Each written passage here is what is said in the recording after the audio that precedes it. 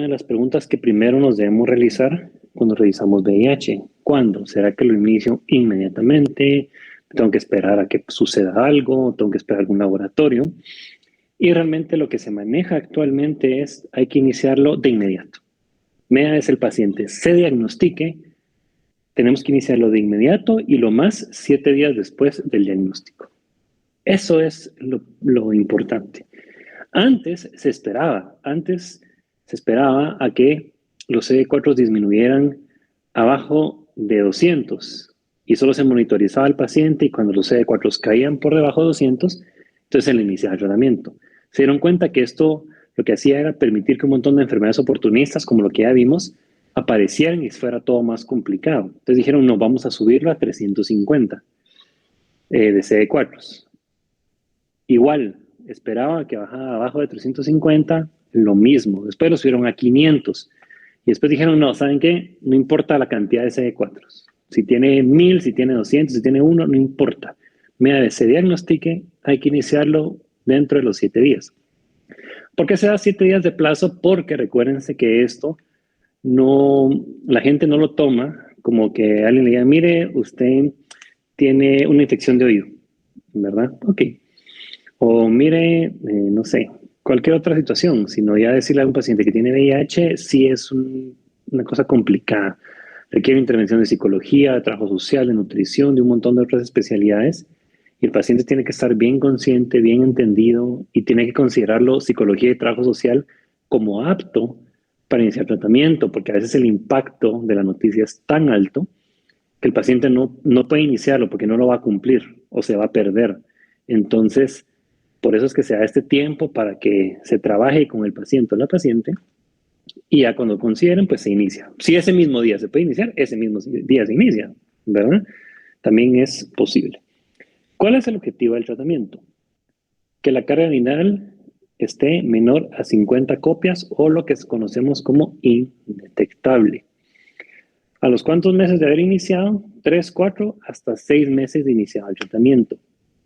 Por eso les digo, o les dije en algún momento, bien, los CD4 no importan. No es que no importen, simplemente el objetivo no es mejorar la población de CD4, porque a veces no mejora. A veces el sistema inmune es tan afectado que ya no va a mejorar de cómo está. Pero lo que sí necesitamos controlar es la carga viral. Entonces, eso es lo que nosotros vemos, carga viral. Entonces, lo que conocemos como indetectable a nivel mundial se maneja menos de 50 copias por ml de sangre. Quiere decir que la carga es tan baja que la máquina lo reporta como indetectable. Las máquinas que tenemos nosotros en el hospital pueden detectar hasta 20 copias de el virus por ml, ¿verdad? Entonces, importante que cuando decimos que alguien está indetectable no quiere decir que está curado, porque mucha gente se confunde cuando les dicen indetectable y dicen, entonces me curé. No, quiere decir que está bien controlado, que la carga es tan baja que no lo detecta la máquina, pero eso siempre va a estar presente. Y muy importante que a los 6 meses máximo ya tiene que estar indetectable la carga viral. No importa con la carga que empezaron los pacientes. Si empezaron con 20 millones de copias, a los 6 meses tienen que ser indetectables. Si empezaron con 10,000 copias, a los 6 meses tienen que ser indetectables. Eso no importa, ¿verdad? Porque eso quiere decir que el tratamiento está siendo efectivo, que hay una supresión viral adecuada, entonces que el paciente va a estar indetectable. Y recordémonos, indetectable es igual a intransmisible. Hay varios esquemas, pero el esquema tiene que ser individualizado, ¿verdad? Sí, van a encontrar muchos pacientes con el mismo esquema, pero eso no quiere decir que entonces no se tomaron en cuenta las comorbilidades y no, simplemente que hay esquemas que con el paso del tiempo se han diseñado para poder ser utilizados en la gran mayoría de población independientemente de las comorbilidades que tengan. Pero sí hay que tener en cuenta, vamos, en pacientes mujeres, en pacientes embarazadas, pacientes con enfermedad renal crónica, pacientes con trastornos psiquiátricos, porque hay ciertos medicamentos que hay que ir cambiando, ¿verdad? Para evitar efectos adversos o potenciar efectos adversos de otros medicamentos que pueda estar tomando el paciente. Y que el seguimiento es a largo plazo. Nosotros el paciente tenemos que seguir de aquí en adelante. No podemos decir, mira, tómese esto y nos lo vemos por si se complica. No, no, no. El seguimiento es continuo. En la clínica de VIH del Hospital Roosevelt es cada 3 meses los pacientes que ya están estables. Cada 3 meses. Estamos hablando de 4 visitas al año en pacientes cuya carga viral está indetectable y cuyo conteo CD4 está por lo general bien o pues independientemente de eso. Pues son pacientes que están estables. Entonces imagina un paciente que no lo está, es mucho más seguido. Incluso cuando empiezan tratamiento es casi que semanal o quincenal las visitas, porque tienen que asegurarse que mejore. Y ya después, cuando hay estabilidad, cada 3 meses, ¿verdad? Porque si nos aseguramos de que el paciente vaya bien, que se esté tomando el medicamento, que no surjan otras complicaciones. Por eso el seguimiento tan de cerca. Ahora, con el respecto al grupo de medicamentos que tenemos disponibles, pues son varios y la mayoría están destinados a lo que son las 3 enzimas principales, la transcriptasa inversa, la proteasa y la integrasa, que por eso les ilustré la importancia de estas 3 enzimas cuando vimos el ciclo de replicación. Y también inhibidores de la entrada y de la fusión, que sería un paso anterior al efecto de estas 3 enzimas. Para empezar, tenemos los inhibidores nucleósidos de la transcriptasa inversa o INTI, que son las siglas. Aquí está la acidobudina, la miudina, diodosina, estabudina, tenofovir, entricitabina, abacavir y otros que se han ido desarrollando y que están en desarrollo. ¿Cuál es la importancia de estos? Fueron los primeros antirretrovirales que estuvieron disponibles en el mercado. La acidobudina es el primer antirretroviral que se utilizó y que aprobó la FDA en su momento para el tratamiento ahí en los años 80. Realmente son profármacos, necesitan el metabolismo hepático para convertirse en fármacos activos y de esta manera ejercer su efecto sobre la transcriptasa inversa, evitando el paso de ARN viral a AN viral que realiza esta enzima. Tienen, como todos los medicamentos, efectos adversos. Aquí les puse en síntesis los efectos que en general debemos ver. Hay como mielotoxicidad, sobre todo con acidobudina, hay acidosis láctica, polineuropatías, pancreatitis, dislipidemias y lipoatrofia, que son de los más comunes, aparte de los usuales de náuseas, vómitos, dolor de estómago y todo eso. Pero sí hay cosas que tenemos que estar pendientes. Incluso hay algunos que se han ido retirando del mercado por sus efectos adversos, como la didanosina, por ejemplo. ¿Qué pasó con estos medicamentos? Como se utilizaron tanto y tan fervientemente en esos primeros años donde realmente no conocíamos mucho del VIH, con el paso del tiempo empezaron a dar problemas de resistencia. El virus aprendió, modificaba su estructura y se volvía resistente, ¿verdad? Entonces dijeron, bueno, ¿qué hacemos, verdad? Porque estos problemas de resistencia quiere decir que a lo que tenemos disponible no es suficiente. Entonces también empezaron a surgir las ideas de combinar 2 de estos medicamentos o más, o combinarlos con otros medicamentos que afecten otra enzima o sea un principio distinto, y de esa manera disminuir los problemas de resistencia y aumentar la efectividad del fármaco. Realmente los que más se utilizan ahorita de estos medicamentos es la lamivudina, el tenofovir, la emtricitabina y el abacavir. Son los que más se utilizan actualmente. Están los inhibidores no nucleósidos de la transcriptasa inversa o INTI con doble N, que aquí está la nevirapina, la delavirdina, efavirenz, cetravirina y rilpivirina, e igualmente otros que están en desarrollo. El más utilizado de estos es el efavirenz y, en segundo lugar, la nevirapina. Estos son fármacos que se unen directamente a la enzima transcriptasa inversa. No son profármacos, estos como entran así actúan. Entonces no necesitan el metabolismo hepático y estos son más tolerables que los del grupo anterior porque por lo general es una dosis única, es una dosis cada 24 horas. Los demás medicamentos que hablamos ya, por lo general eran cada 12 horas. La biomudina cada 12 horas, abacavir cada 12 horas y recuérdense que entre más dosis haya que dar por día, menos apego hay por parte del paciente al tratamiento. Entonces la ventaja de estos es que era una dosis al día. Con estos también empezó a surgir el mismo problema, resistencia, ¿verdad? Se empezaba el virus, se volvió resistente y uno diría, bueno, ¿qué hacemos? Surgió la idea, bueno, combinémoslos con nosotros, ¿verdad? Es cierto, afectamos la misma enzima, pero la afectamos directamente, ¿verdad? Uno es profármaco, el otro no, y la combinación pues puede ser bastante útil.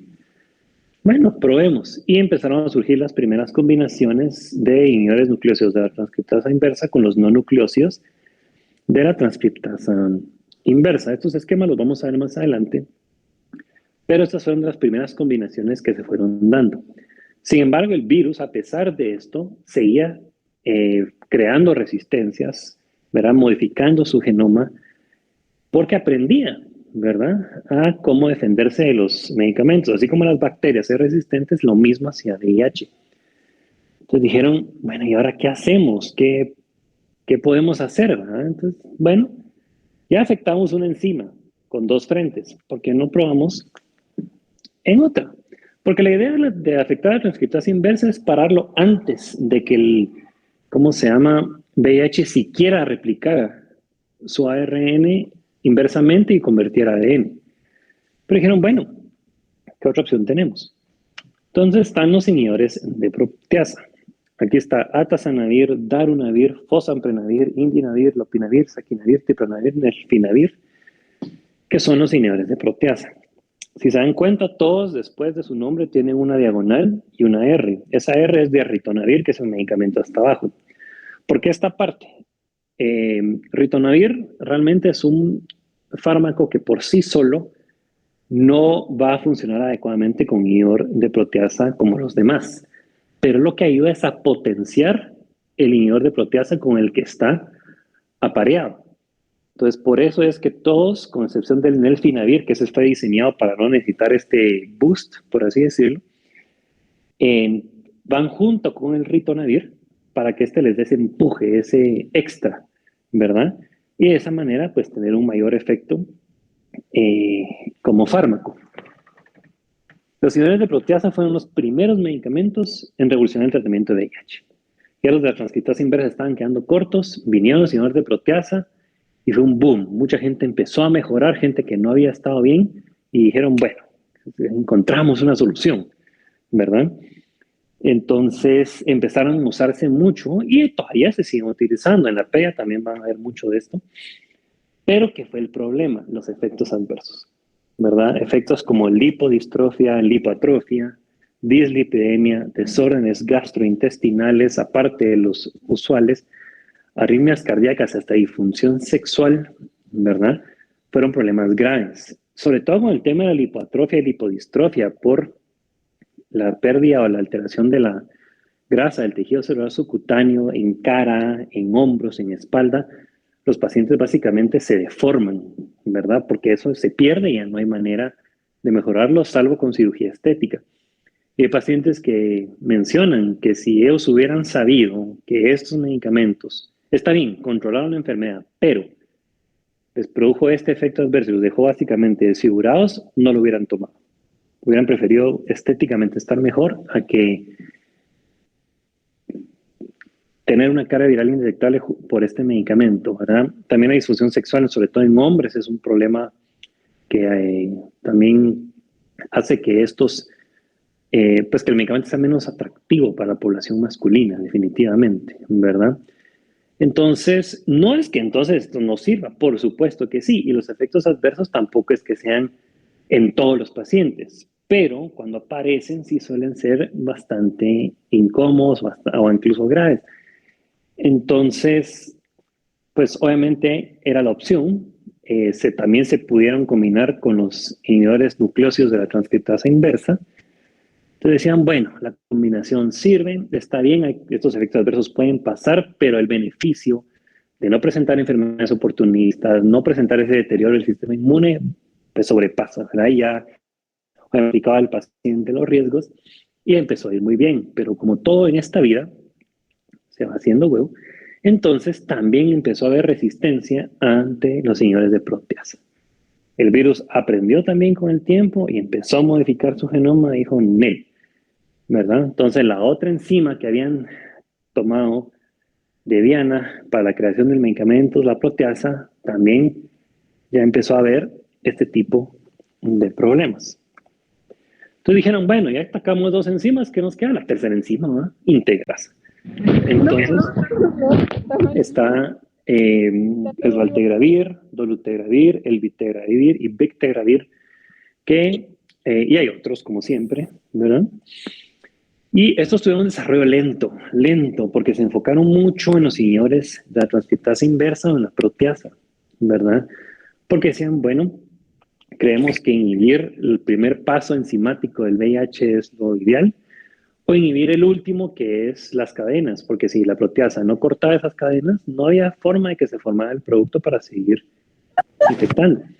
Pero después dijeron, no, integrasa es una buena eh, opción. No sé quién tiene el micrófono abierto, pero por favor que lo apague. ¿Por qué te ibas a regresar? Da lo mismo que siguieras adelante. O alguien que escriba ahí, por favor, la compañera. No puedo seguir así. Liche Anaí, usted tiene el micrófono abierto, Liche. Gracias.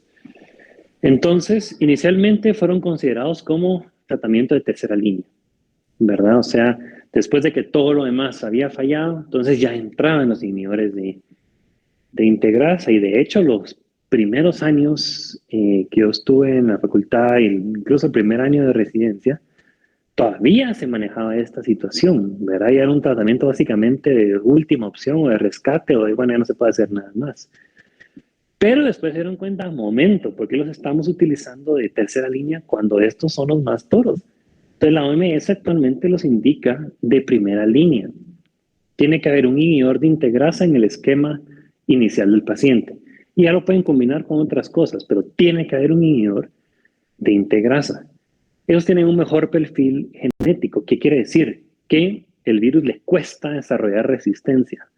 De hecho, el Bictegravir y el Vitegravir todavía no se ha demostrado resistencia del virus a esos medicamentos, y por lo tanto son de los que se utilizan actualmente con mayor ímpetu, porque el virus no ha descifrado esos medicamentos. Por más que ha estado expuesto, no los ha descifrado, ¿verdad?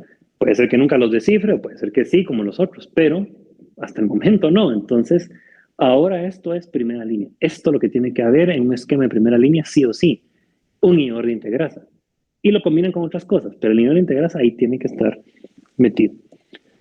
También hay inhibidores de otras áreas de replicación, no tanto enzimáticos, sino de la entrada, o los inhibidores de fusión.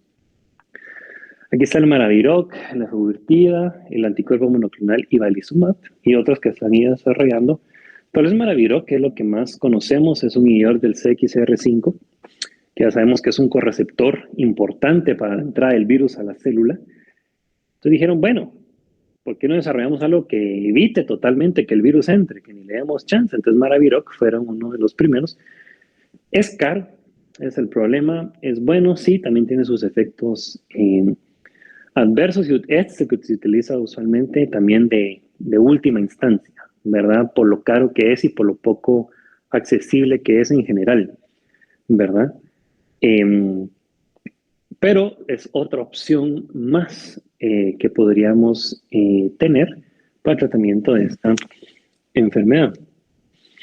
Entonces aquí les pongo los esquemas de primera línea que actualmente se utilizan a nivel mundial. Está el Bictegravir, tenofovir, alafenamida y emtricitabina. Este es un inhibidor de integrasa con dos inhibidores nucleósidos de la transcriptasa inversa, ¿verdad? Es una buena opción. Tenofovir, alafenamida es una variante del tenofovir, porque el que usualmente utilizamos es tenofovir fumarato. Pero tenofovir, alafenamida se diseñó para pacientes con falla renal o con algún desorden metabólico, sobre todo mineral. Entonces, es otra buena opción, pero siempre sigue siendo tenofovir. O sea, el principio inicial siempre es el mismo. De esta criptega, que tal vez lo habrán oído en el hospital, que es la combinación de dolutegravir, abacavir y lamivudina, una muy buena opción. También el dolutegravir o raltegravir se puede combinar con tenofovir y emtricitabina. Está el Genvoya, que es otro que tenemos disponible, que es el vitegravir, cobicistat, emtricitabina y tenofovir alafenamida. Esto solo quiero decir que el cobicistat no es un antirretroviral, es un potenciador nada más, ¿verdad? Que sirve para que los otros medicamentos tengan un mejor efecto. Está el Viradai, o lo que se conoce internacionalmente como Atripla, que es emtricitabina, tenofovir y efavirenz. Realmente este último esquema ya casi no se utiliza porque, como les dije, inhibidor de integrasa es la opción ahora, pero este esquema lo tienen muchos pacientes del hospital porque muchos iniciaron con ese esquema. Y en esos pacientes que el virus no logró desarrollar resistencia, pues han continuado con ese esquema y les va muy bien. Ya los últimos pacientes ya han optado en la clínica inicial con el Criptega o Gemboya, dependiendo, ¿verdad? Pero como les digo, siempre el inhibidor de integrasa. Eso es lo primero que tienen que tener en mente, inhibidor de integrasa. Y ya los otros inhibidores nucleósidos de la transcriptasa inversa ya decido cuáles. Pero el inhibidor de integrasa definitivamente tiene que estar ahí metido. Hay otros esquemas, o a veces que consideran esquemas de segunda línea, que están introduciendo a tenofovir con inhibidor de proteasa, que por lo general va a ser lopinavir, ritonavir. De ahí está bacardila-amiudina, también con inhibidor de proteasa, aunque ya casi no se utiliza porque mucho efecto adverso. Sidudina-lamivudina, con inhibidor de proteasa, pero sidudina, demasiada resistencia presenta el VIH ante este y la amivudina, entonces también casi no se utilizan. Están abacavir, amivudina y nevirapina, que puede ser una opción también. Y hay esquemas de tercera línea, ¿verdad? Esquemas que incluyen Maraviroc, por ejemplo, que son de tercera línea. Entonces, opciones hay, sí opciones hay, ¿verdad?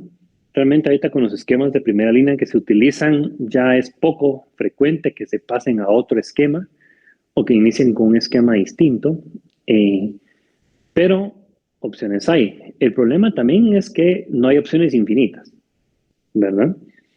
Si el paciente, ¿cómo se llama? También no es adecuado al tratamiento que está llevando, no porque no sea bien indicado, sino porque no se lo toma, otras cosas que vamos a hablar más adelante, no va a funcionar el esquema que le den, aunque sea el mejor esquema, ¿verdad? No va a funcionar. Entonces ahí es donde viene la importancia de dar plan ocasional y todo esto. Realmente los esquemas de ahora es una pastilla al día, ¿verdad? Ya están diseñados para que en una cápsula vengan los 3 medicamentos, se la toman en la mañana o en la tarde y se acabó. En sus inicios para el VIH el tratamiento eran de 15 a 20 pastillas al día, ¿verdad? Cuando no se sabía mucho. Junto con el tratamiento de tuberculosis, que era muy frecuente asociado a VIH en su momento, eran como 50 pastillas diarias. ¿Quién, ya saben qué, va a aguantar 50 pastillas diarias? Nadie. Nadie, ¿verdad? Entonces, así ha avanzado esto rápidamente en 40 años más o menos, que ahora con una pastilla es suficiente para poder controlar esa enfermedad si todo lo demás va acorde. ¿Cuál es el futuro del tratamiento del VIH? Pues han avanzado varias cosas, ha habido mucha investigación sobre esto, porque lo que uno quisiera es, ¿cómo se llama? Cada vez ir mejorando, ¿verdad? Que los medicamentos fueran inyectados, porque mucho efecto adverso gastrointestinal, ¿verdad? Entonces decimos, bueno, un medicamento inyectado. Y tal vez esa dosis puede ser mensual o trimestral, cada 3 meses. Hay un paciente que ha tomado todos los días pastillas, que le digan, mira, ahora solo se va a inyectar 4 veces al año, cada 3 meses. ¡Puchica! No lo va a pensar ni 2 veces, ¿verdad? O semestral, 2 veces al año. Por supuesto que sí. Los anticuerpos monoclonales han tenido mucho avance, no solo en infectología, sino sobre todo en el campo de inmunología y hematoncología. Y aquí también están diciendo, bueno, ya tenemos uno, el ibalizumab, pero ¿qué pasa si desarrollamos más? ¿Verdad? Que sean inyectados, que no tengan que estar tomando tanto medicamento, que puedan controlar esto. Puede ser. Lo otro sería una vacunación, ¿verdad? Prevención con vacunación, con muchas enfermedades que pueden ser prevenibles. El problema es que el VIH muta demasiado rápido y no se pueden considerar todas esas mutaciones para una vacuna, ¿verdad? Si no, miren lo difícil que ha sido desarrollar vacunas para enfermedades o para virus que no logran hacer una transcripción inversa.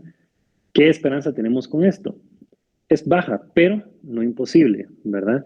Y ahorita con el advenimiento de COVID, obviamente esto ha sido una catástrofe definitivamente, pero también las cosas buenas que ha dejado es que el desarrollo de vacunas, no solo para VIH, sino para otro montón de enfermedades, se potenció, se empezaron a ver qué se puede hacer, qué otros virus pueden usar como vectores y así empezar a jugar. De repente lo logramos, ¿verdad?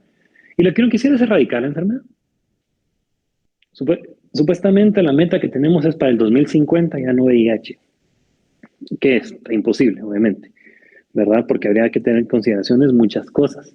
Pero está bien ponerse metas, porque si no, no trabajamos para nada. Van a decir, no importa, entonces vamos a seguir así toda la vida. No, hay que ponerse metas, ¿verdad? Y para el 2050 sería no VIH o cumplir la meta 90-90-90 que vamos a ver al final, ¿verdad? Entonces, esto todavía está a futuro. Es cierto, han habido casos como de trasplantes de médula que tal vez han habido de pacientes que se han curado de VIH, pero han sido 2 o 3, pues, ¿verdad? No quiere decir que eso es el futuro del tratamiento. Puede ser que tal vez tenga algo que ver, puede ser que tal vez lo desarrollen, pero han sido casos muy aislados. En 40 años, menos de 5 personas es muy poquito, ¿verdad? Entonces, todavía nos falta mucho trabajo con respecto a esta enfermedad. Ahora vamos a hablar ya de lo que es las consideraciones finales. Esta está ahí en 5 puntos, que son los aspectos legales, el trabajo multidisciplinario, la educación continua, cómo eliminar prejuicios y la meta actual. Aspectos legales, no les voy a leer todos los decretos, obviamente, solo quiero que sepan que en Guatemala, ¿verdad? Sí hay leyes que tratan sobre el tema, ¿verdad? Leyes que protegen a las personas VIH positivas contra la discriminación en cualquier ámbito. Leyes que hacen que el Estado o el gobierno sea responsable de dar el medicamento, de adquirir el medicamento, de llevar el control y todo esto, ¿verdad? Recordemos que un paciente VIH positivo no por esa razón no lo deben despedir del trabajo o no contratarlo, ¿verdad? O que lo saquen de la universidad o del colegio por ser VIH positivo. No, eso es una discriminación total. Entonces hay leyes que protegen a las personas de esto, ¿verdad? Entonces es importante que sepan que si hay aspectos legales, pues no es que no se tengan en consideración en Guatemala, sí lo hay. Y hay un montón de artículos y decretos que tratan este tema. Ahora, como lo mencioné en estos últimos días, el trabajo con respecto a VIH tiene que ser multidisciplinario, no puede ser solo el médico. Y no es porque no sepamos, sino primero no vamos a dar abasto y segundo no podemos abarcar todo. Nosotros podemos ver qué tratamiento, podemos tomar en cuenta las comorbilidades, podemos tomar en cuenta todo el perfil del paciente, cómo decirle si es VIH positivo, cómo manejarlos, cómo guiarlos, cómo darles el seguimiento, de qué estar pendientes, cómo interpretar los laboratorios. Eso lo podemos hacer, sí. Pero necesitamos primero psicología. Nosotros no somos psicólogos, a menos que alguien sea maestro y se tire a psicología y después medicina o viceversa, que no creo. No somos psicólogos, ¿verdad? Y aquí sí necesitamos el apoyo del psicólogo o la psicóloga, porque esto es algo que cuando veamos la de eliminar prejuicios es difícil. Es difícil todavía, entonces sí necesitamos el apoyo de alguien profesional, ¿verdad? Necesitamos a trabajo social. ¿Por qué? Porque necesitamos saber si este paciente está solo o tiene a alguien o una red familiar o red de lo que quieran que lo apoye. ¿Por qué se los digo? Bueno, esto lo vamos a hablar un poquito más adelante, pero el trabajo social tiene que estar involucrado, ¿verdad? Y tiene que estar monitorizando que estos pacientes vayan a su cita, los llaman y están pendientes de que no pierdan ningún seguimiento, ¿verdad? Para que no vaya a tener ninguna complicación posterior. Necesitamos de farmacia, químicos farmacéuticos, químicos biólogos, ¿verdad? Si ustedes han visto ahorita en pisos, cuando pasa la clínica de infectología y todo el séquito de infectología, ¿verdad? Ahí no solo van médicos, ahí va nutrición, ahí va psicología, va trabajo social, va farmacia, va químico biólogo, va toda la raza, ¿verdad? ¿Y por qué va el químico biólogo y el químico farmacéutico?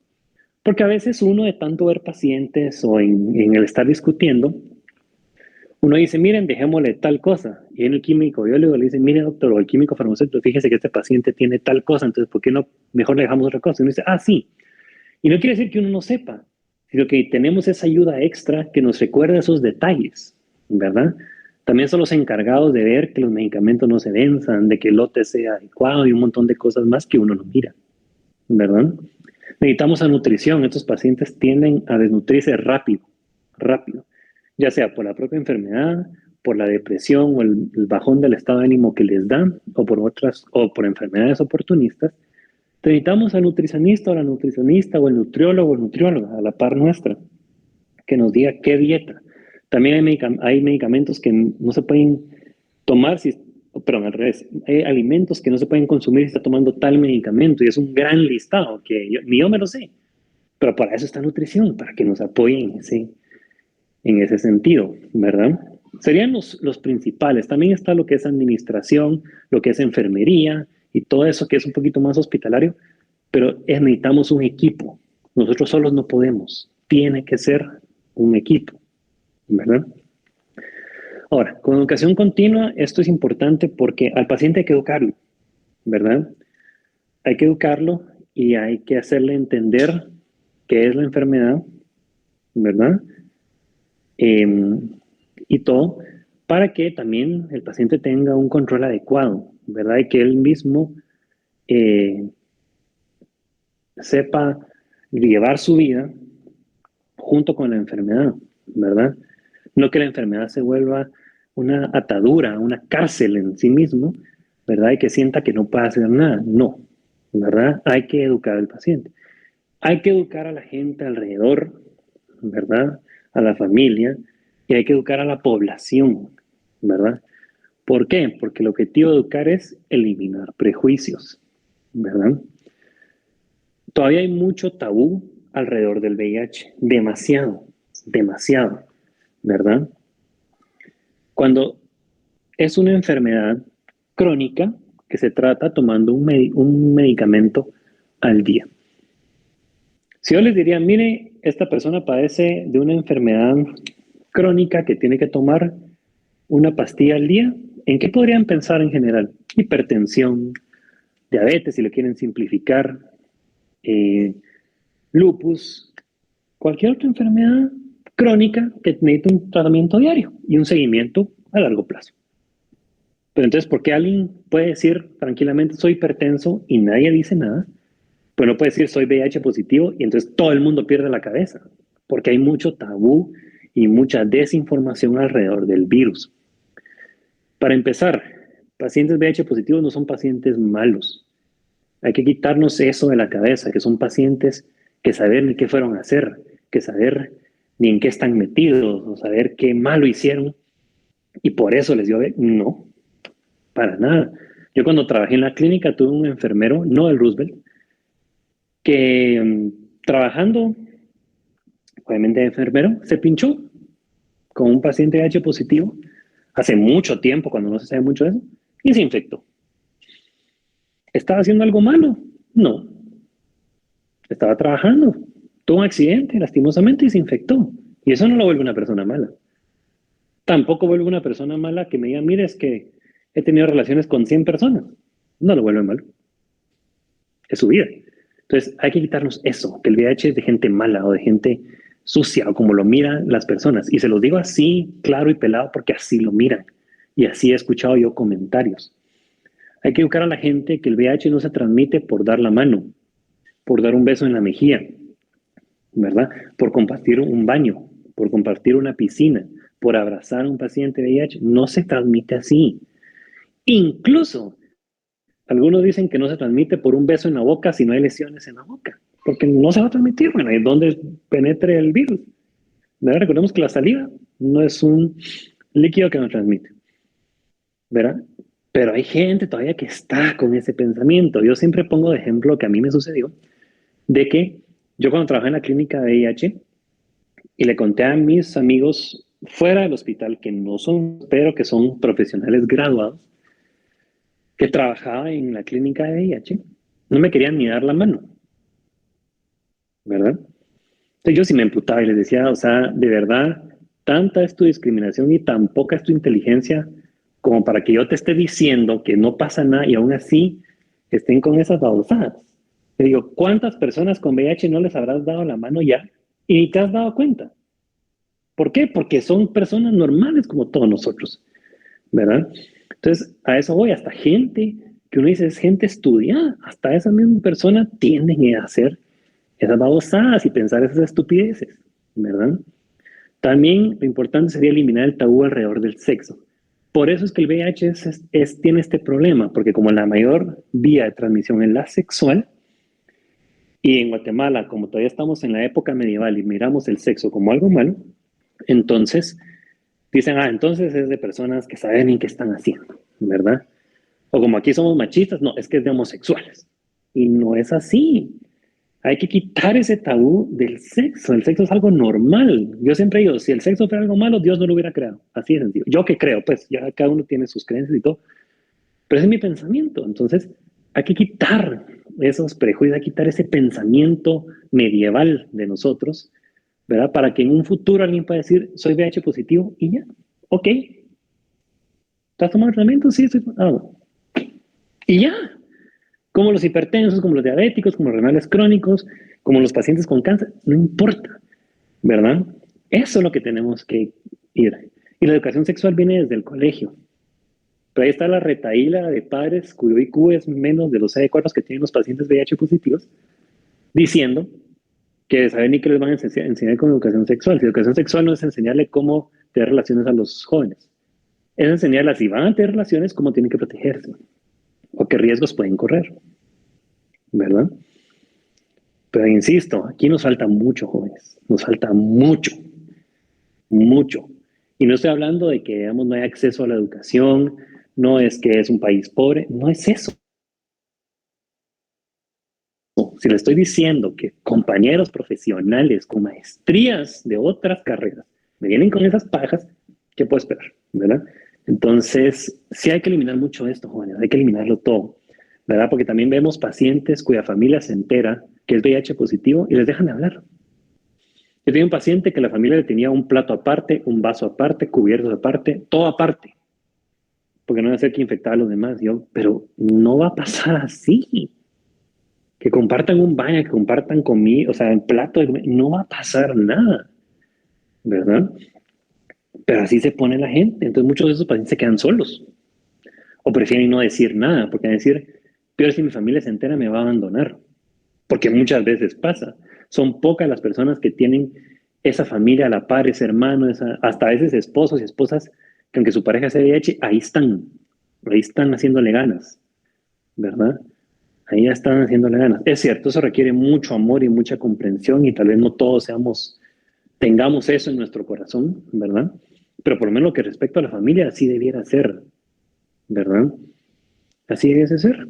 Porque nosotros no estamos viendo pacientes que sean hipertensos y la que la familia, no, es que es hipertenso, entonces, ¿sabe qué? Mejor usted va a comer allá. No, eso no lo vemos. Pero porque en VIH sí. Pero es por esto, por ese tabú erróneo, ese tabú medieval que tenemos sobre esta enfermedad y lo que respecta al sexo y la educación sexual. Bueno, ya para finalizar, está la meta 90-90-90, que esta es una meta que se planteó a futuro, donde explican que lo que uno quisiera es que de todos los pacientes VIH positivos, el 90% estuvieran diagnosticados. Porque hay un montón de pacientes o personas que vienen con VIH sin saber que son VIH positivos, ¿verdad? Porque no se hacen exámenes, porque tal vez piensan que las conductas de riesgo que hacen no va a pasar nada y todo, entonces no se acercan a los servicios de salud. Entonces lo ideal es que el 90% o más estuviera diagnosticado. Desde los diagnosticados, se esperaría que el 90% estén con tratamiento. Porque está bien, diagnosticamos un paciente, pero no quiere decir que todos los que diagnostiquemos van al tratamiento, no. Hay gente que se pierde, o sea, que da números falsos o direcciones falsas y después nunca los vuelven a encontrar. O hay pacientes que empiezan y después lo dejan y ya, ¿cómo se llama? No quieren, porque tampoco nada de esto es obligado, ¿verdad? Hay pacientes que se van del país y no hacen el anclaje con los sistemas de salud de otro país para poder hacer esto. O sea, hay un montón de cosas que hacen que no todos los pacientes diagnosticados tengan tratamiento, ¿verdad? Porque aquí no es tanto de que no haya o que no tengan acceso, porque la ventaja del tratamiento de VIH en Guatemala es que es gratis. Que no en todos los países son gratis.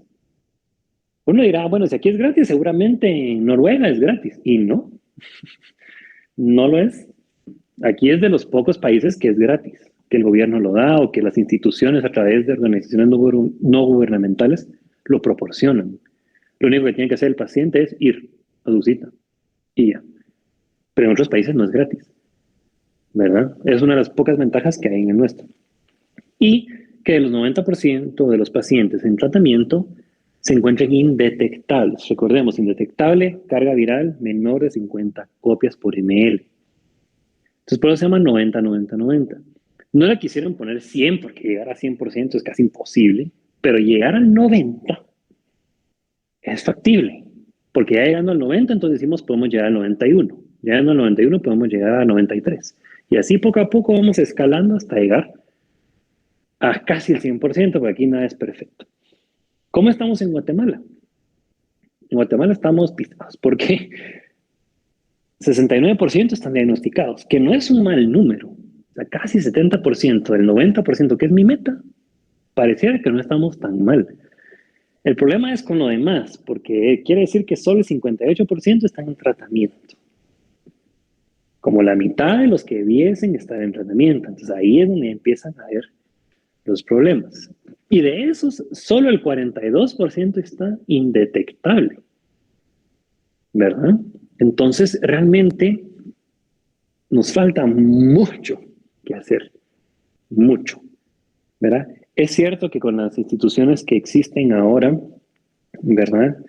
Instituciones como el CAS, que es Comité de Amigos contra el SIDA, ¿verdad? Que mira exclusivamente homosexuales, como las clínicas que hay en el Roosevelt, en el San Juan de Dios, en los departamentos, ¿verdad? Y con otros programas que logran capturar pacientes rápido, ha ido mejorando esto. Pero nos falta, jóvenes, nos falta mucho, ¿verdad? Es un trabajo continuo, ¿verdad? Por eso es que esta enfermedad es tan compleja, porque no solo es entender qué está pasando, porque eso ya casi que está bien definido, cómo se replica, qué tengo que atacar, qué tengo que hacer. La complejidad raya en el aspecto social. Ese es el problema con esta enfermedad.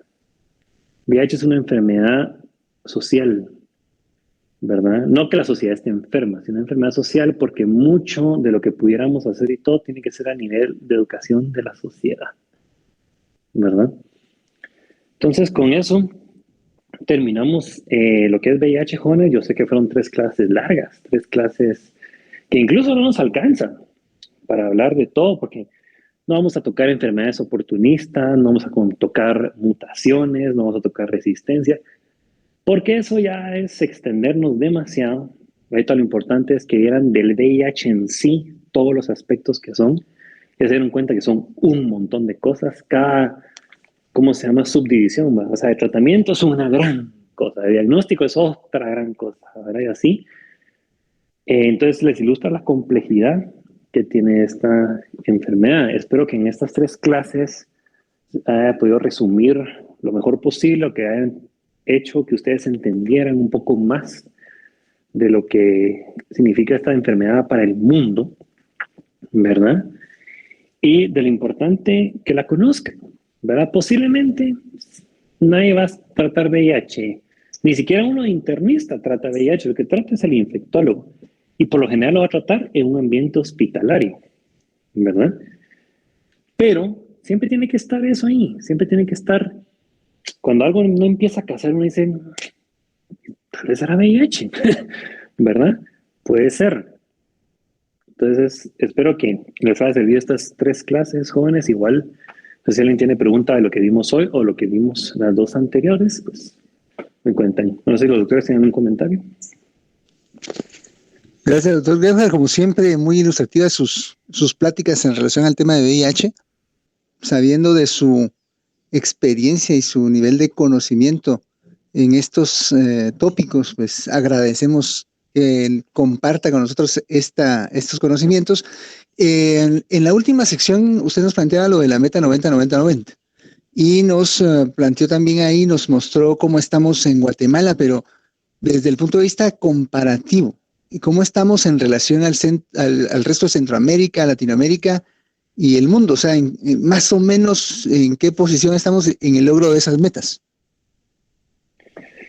Muy bien, con respecto a las metas a nivel mundial, que es usualmente con lo que se compara, a nivel mundial, con respecto a lo que es pacientes diagnosticados, ya en lo último que revisé, iban por 86% de pacientes diagnosticados a nivel mundial. Quiere decir que ya casi llegamos, ¿verdad?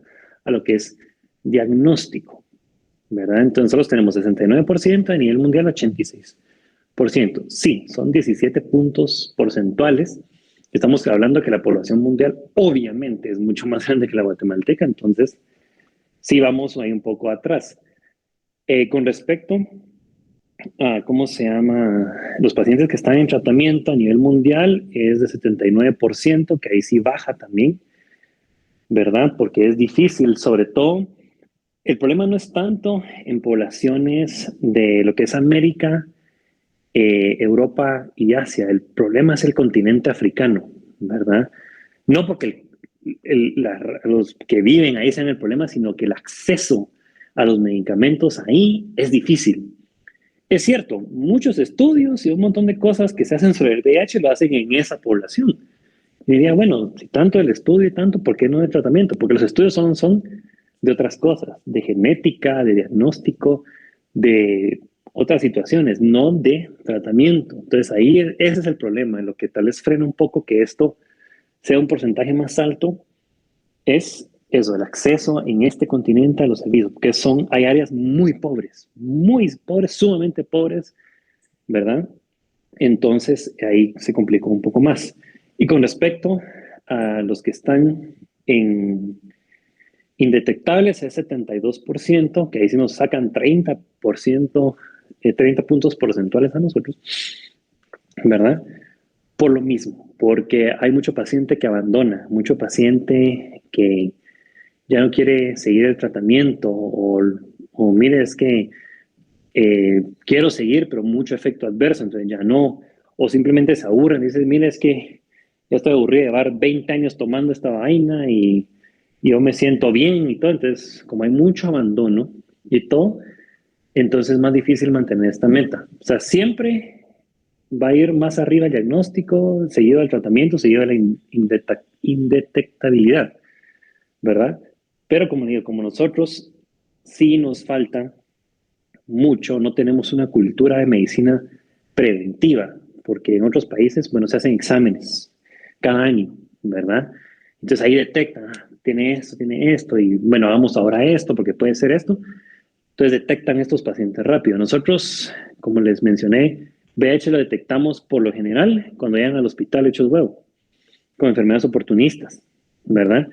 Cuando llegan con esa toxoplasmosis cerebral, con que deja secuelas horribles, o criptococosis meningia, con tuberculosis extrapulmonares, entonces ya nos agarramos muy tarde. Entonces ya ese paciente, lograr jalarlo y volverlo indetectable y todo eso cuesta, porque ya tenemos que tener en cuenta todas estas situaciones complicadas con las que nos topamos. Lo que es Centroamérica, con lo que es excepción de Honduras y, bueno, Belice, que no tiene muchos datos, somos los dos últimos, ¿verdad? O sea, las poblaciones Pensé que que vemos... estábamos un poco mejor, ¿no? Sí. No, lo que pasa es que mucho lo que lo miran en base es a lo indetectable, a la población indetectable, ¿verdad? No tanto cuánto paciente esté diagnosticado y cuánto esté en tratamiento, sino que lo que les interesa es que estemos indetectables, o pues no estén indetectables, porque eso quiere decir que ya no van a transmitir el virus, ¿verdad? Entonces, por ¿cómo se llama? Ítem, sí, obviamente nos gana Costa Rica, nos gana El Salvador, ¿verdad? Panamá, pues a veces lo ponen como Centroamérica, a veces no, ¿verdad? Nicaragua, que siempre, bueno, ahí no vamos a meternos a política, pero Nicaragua es tema aparte. Entonces, por eso nos ganan un poquito. Es cierto, con respecto al acceso al tratamiento y al diagnóstico, ahí sí estamos mejor, ahí sí estamos en primer lugar, porque eso sí tenemos, o sea, tenemos de hecho a nivel de Centroamérica el mejor laboratorio de diagnóstico, que es el que está en el RUT, que de hecho no me acuerdo cada cuánto es, no sé si es anual o bianual, que la FDA manda a sus representantes a examinar el equipo y todo, les mandan muestras hipotéticas como casos clínicos, ¿verdad? Y les mandan una muestra de una sangre, le dicen, bueno, miren, necesito que analice esta sangre y nos diga a qué conclusión llegan, ¿verdad? Entonces, tal vez si alguien se recordará de química cuando eran esos talleres de que, bueno, aquí está esa solución, tienen que hacer estos pasos y al final me tienen que decir si era esto, era esto, era esto, igual es acá. Les mandan como tubos con sangre de distintos pacientes con distintos diagnósticos y dirían, bueno, analízala. Lo analizan con los equipos del Roosevelt, mandan el reporte y si todo está bien, aprobado. Y somos de los pocos laboratorios que están aprobados por FDA para diagnóstico, no solo del VIH, sino de mutaciones también, ¿verdad? Entonces, en ese sentido sí, en lo indetectable es lo que nos chinga, pero si lo queremos ver en global, pues ahí sí estamos mucho mejor, ¿verdad? Y es gracias también a este esfuerzo que se ha tenido en la clínica de VIH, que ya lleva sus años, obviamente, tal vez ustedes oyeron de quién era el doctor Carlos Mejía, que obviamente falleció hace algunos años.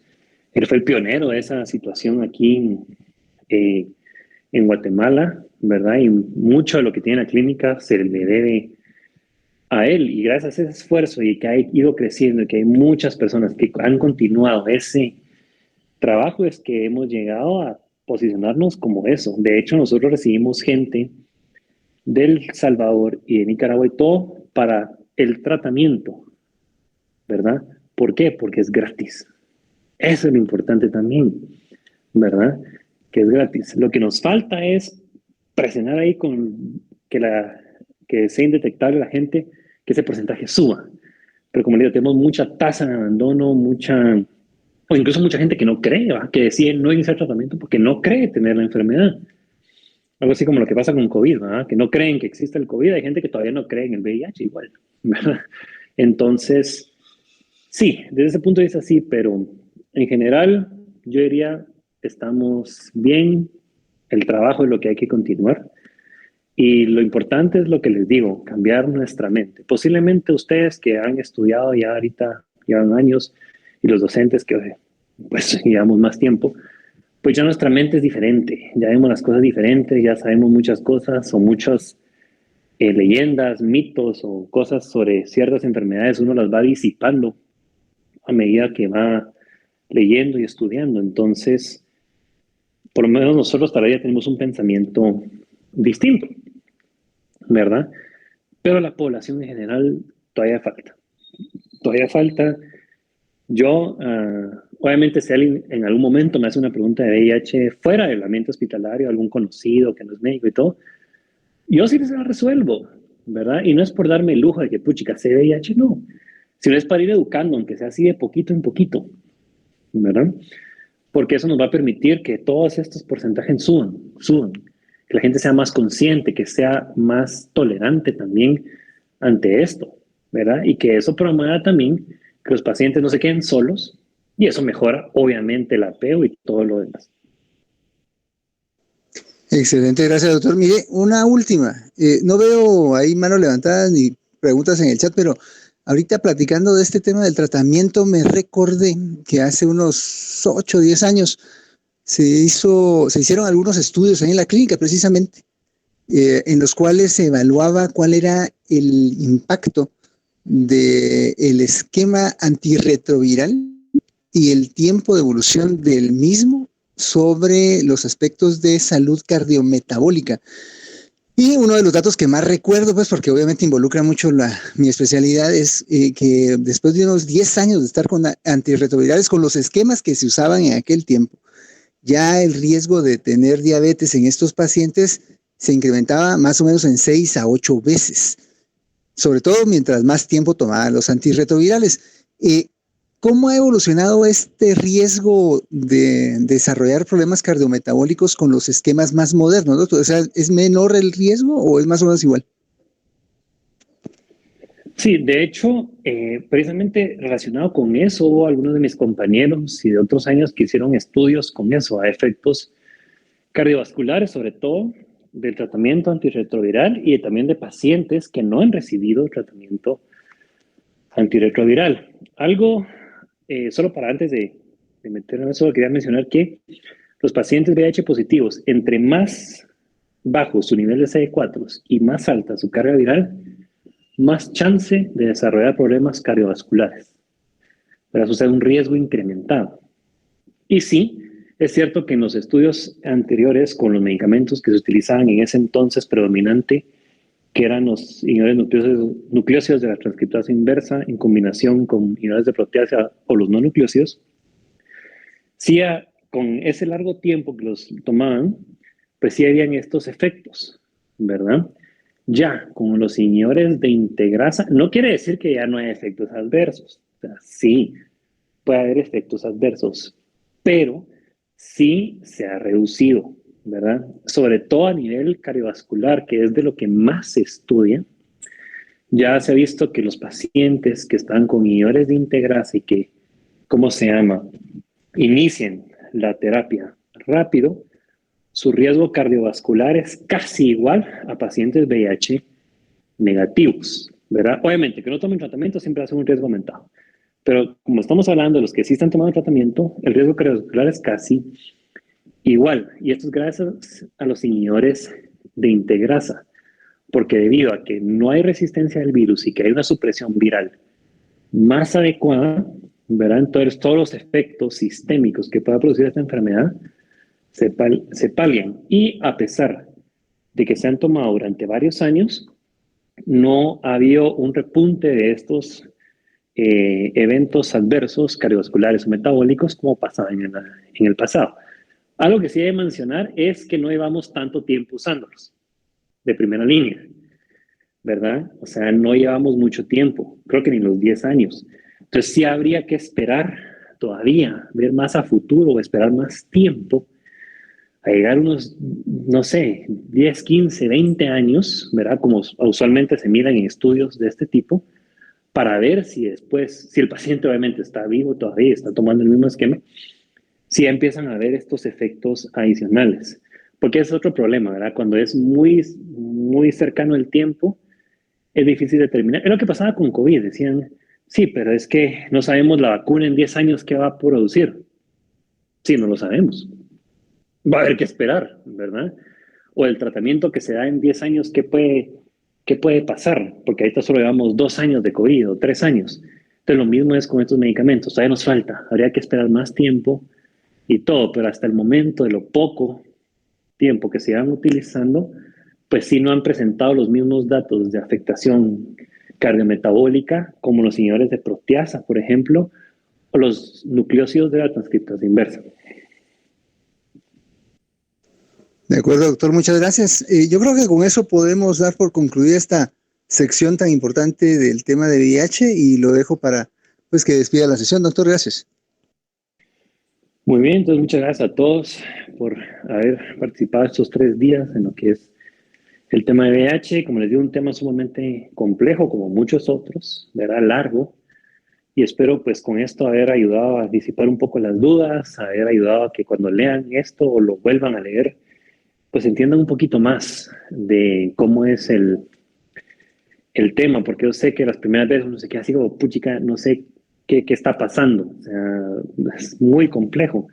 Pero espero que con esto, que obviamente aquí no solo hay información del libro, hay información de guías, de otras cosas, pues haya podido por lo menos abrir un poquito más la mente, ¿verdad? Y que también me empiezan a ver el VIH con otros ojos, ¿verdad? Con otros ojos, como una enfermedad crónica más, como todas las demás que hay, ¿verdad? Y que así en un momento, pues, podamos hablar libremente de esto. Así que